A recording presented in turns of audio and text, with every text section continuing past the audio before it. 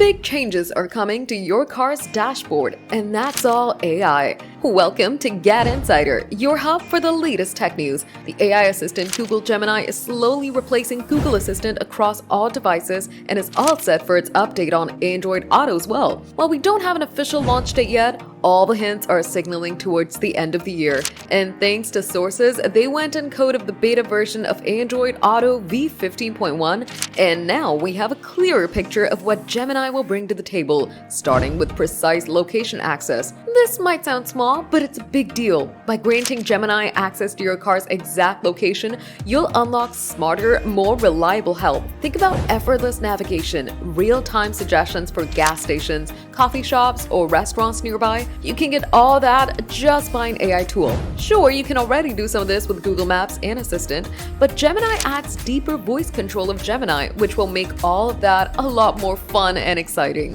Don't worry, the location sharing option can be turned off anytime, so you can decide how much access Gemini gets.